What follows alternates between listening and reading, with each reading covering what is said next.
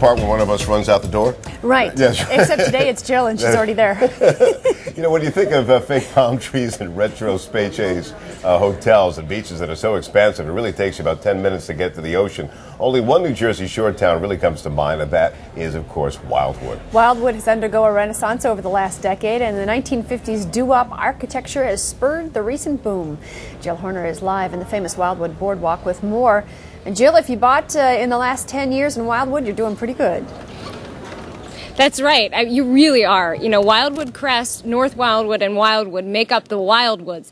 And really, real estate has taken off, really a boom, but they're focusing on their heritage. And that all goes back to doo-wop and the boardwalk. With me now is Patrick Rosanello. He is managing director of the Boardwalk Special Improvement District. He's also a council member in North Wildwood. Patrick, this renaissance, really, of Wildwood has taken shape in a lot of ways because of the doo-wop architecture. Tell us a little bit about that.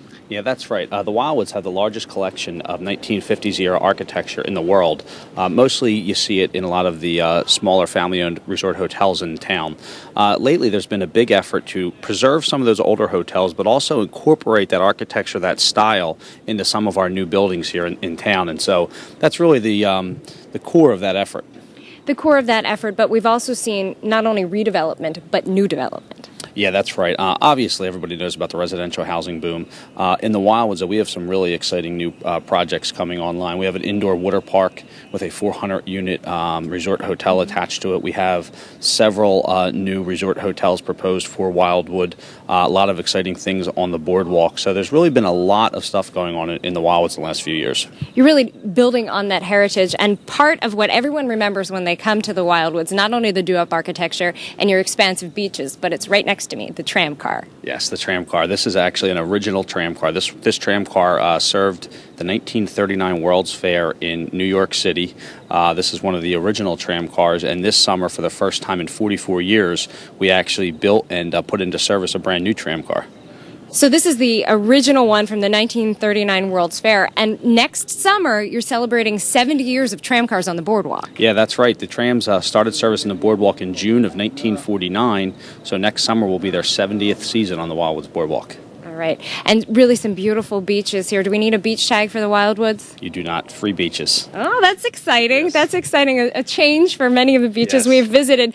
I want to introduce you to Gigi. Gigi has been driving the tram cars here for 15 years.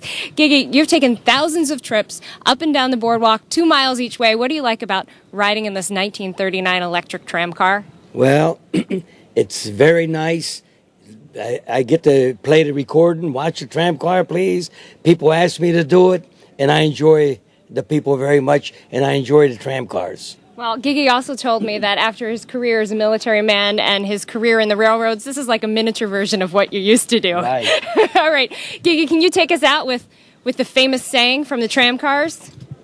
The tram car, please. Watch the tram car, please. Watch the tram car, please. Well, all of us remember Watch the Tram Car, Please. Flo Stengel is still a local resident that recorded that back in the 1960s. She couldn't be with us this morning, but we all remember the saying. We are live in North Wildwood today, continuing our waterfront tour. Connie Gregg, back to you. Okay, live from the boardwalk this morning. Thanks so much, Jill.